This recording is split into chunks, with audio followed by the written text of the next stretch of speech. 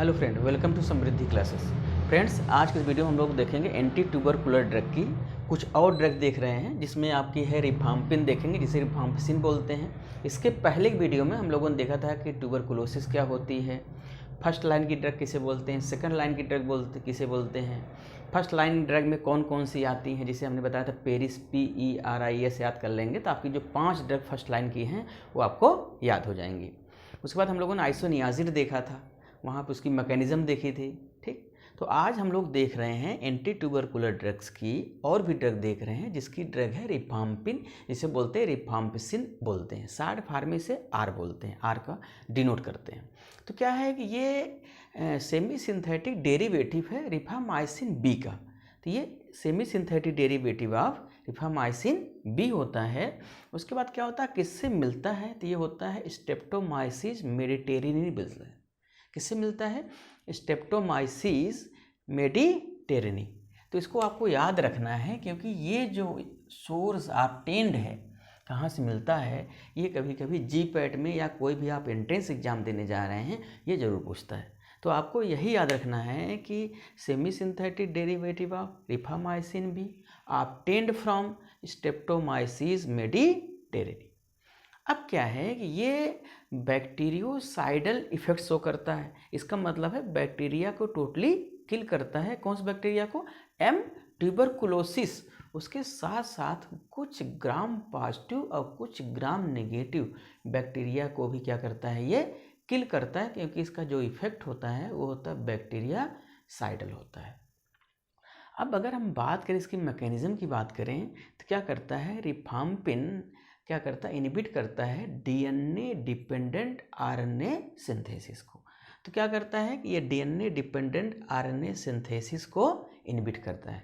हमें अल्टीमेटली जो anti tubercular drug है, जो आपका माइकोबैक्टीरियम ट्यूबरकुलोसिस है, जो आपका बैक्टीरिया है, उसकी जो सेल वॉल है उसी को हमें क्या करना है, इनहिबिट करना है। उसकी जो प्रोटीन सिंथेसिस हो रही है, जब उसको इनहिबिट कर देंगे सेल वॉल का फार्मेशन नहीं होगा, तो एक मेच्योर सेल का फार्मेशन नहीं होगा। जब मेच्योर सेल का फार्मेशन होगा तो आगे चल के जो और बेसिलाई का फार्मेशन होगा, उसकी जो डॉटर सेल्स बनती हैं वो डॉटर सेल का फार्मेशन नहीं होगा। तो अब हम बात करते हैं कि जो माइकोबैक्टीरिया है ये क्या है कि ये आपका रिफाम्पिन के अगेंस्ट में क्या होता है कि ये रेजिस्टेंट थोड़ा सा जल्दी डेवलप कर लेता है। तो ये भी क्या है कि यहाँ रेजिस्टेंट डेवलप कर रहा है।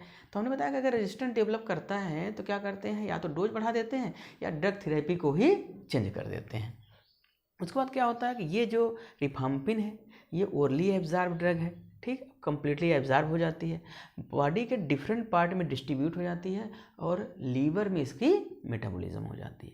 तो इसकी मैकेनिज्म हम लोगों ने यहाँ देखा है, फ्लो चार्ट में देखिए। आपको जब लिखेंगे तो मार्क्स बहुत अच्छे मिलेंगे। कि यहाँ आप लिखिएगा रिफाम्पिन क्या करता है कि ये DNA डिपेंडेंट RNA पॉलीमरेज के बीटा सब यूनिट पे बाइंड करता है। जब ये बीटा सब यूनिट पे बाइंड करता है तो क्या करता है कि RNA की सिंथेसिस को इनहिबिट कर देता है। जब RNA की सिंथेसिस नहीं होगी तो सेल की डेथ हो जाएगी। जब सेल की डेथ हो जाएगी तो जो हमारा रिफाम्पिन है ये शो करता है बैक्टीरियोसाइडल इफेक्ट। इसका मतलब है, दोबारा देखिए, रिफाम्पिन बीटा सब यूनिट किस पे बाइंड कर रहा है, DNA डिपेंडेंट RNA पॉलीमरेज के बीटा सब यूनिट बाइंड करता है। RNA की सिंथेसिस नहीं करता है, सेल डेथ हो जाती है। सेल डेथ हो गई, इसका मतलब है कि जो आपका रिफाम्पिन है ये बैक्टीरियोसाइडल इफेक्ट शो करता है। ये तो हो गया रिफाम्पिन की बात।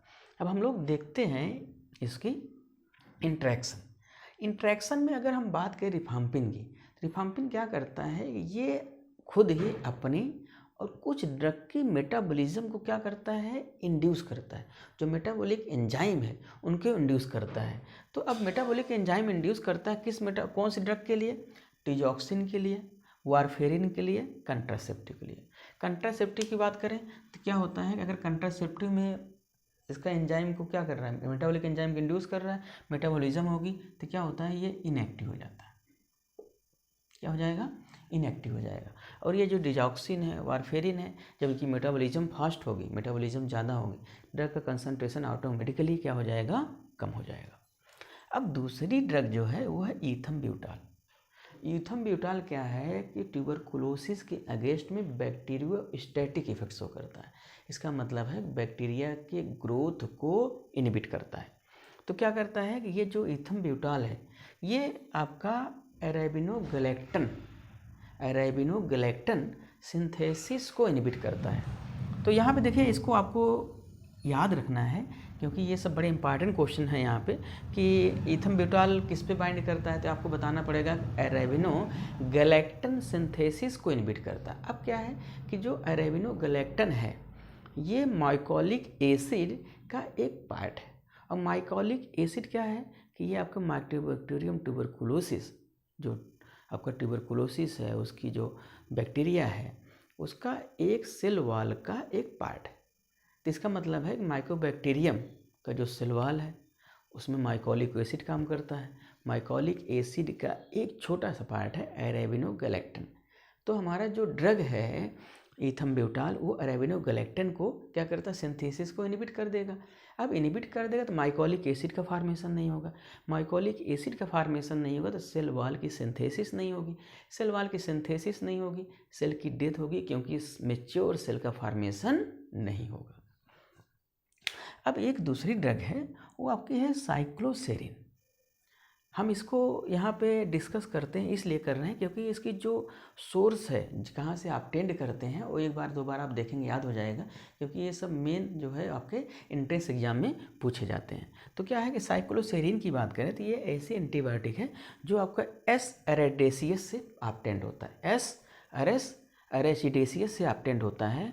तो और दूसरा क्या करता है कि ये डी एलेनिन का एनालॉग है। तो अब क्या है कि जब डी एलेनिन का एनालॉग है तो हमने बताया कि जब सेल वॉल की सिंथेसिस होती है तो नाम और नाग, हमने बताया नाग और NAM, N acetyl muramic acid, N acetyl glucosamine, ये दो पार्ट वहाँ काम करते थे। उसकी लास्ट जो पेप्टाइड बॉन्ड फार्मेशन होता है उसमें डी एलेनिन लास्ट में आपने देखा होगा जब हमने बताया था पेंसिलिन। तो वहाँ क्या है कि अब जो डी एलेनिन है इसका एनालॉग है। तो ये जो आपकी साइक्लोसेरिन है ये क्या करेगी कि डी एलेनिन के स्थान पे जाके क्या हो जाएगी, बाइंड कर जाएगी। जब डी एलेनिन के स्थान बाइंड कर जाएगी तो वहाँ पे जो फॉल्स पेप्टाइड बॉन्ड का फार्मेशन होगा। अब फॉल्स पेप्टाइड बॉन्ड का फार्मेशन हो रहा है, इसका मतलब है कि जो पेप्टाइड बॉन्ड बनेगा वो क्या होगा, वो सूटेबल नहीं होगा किसके लिए, बैक्टीरिया के लिए। लास्ट में क्या होता है कि ये पेप्टाइड बॉन्ड डिसरप्ट हो जाएगा और जैसे पेप्टाइड बॉन्ड डिसरप्ट हो जाएगा फिर सेल वॉल का फार्मेशन नहीं होगा। तो अल्टीमेटली हमें क्या करना है कि बैक्टीरिया के सेल वॉल की सिंथेसिस को इनहिबिट करना है। बस डिफरेंट ड्रग क्या है, डिफरेंट साइट पे बाइंड कर रही है।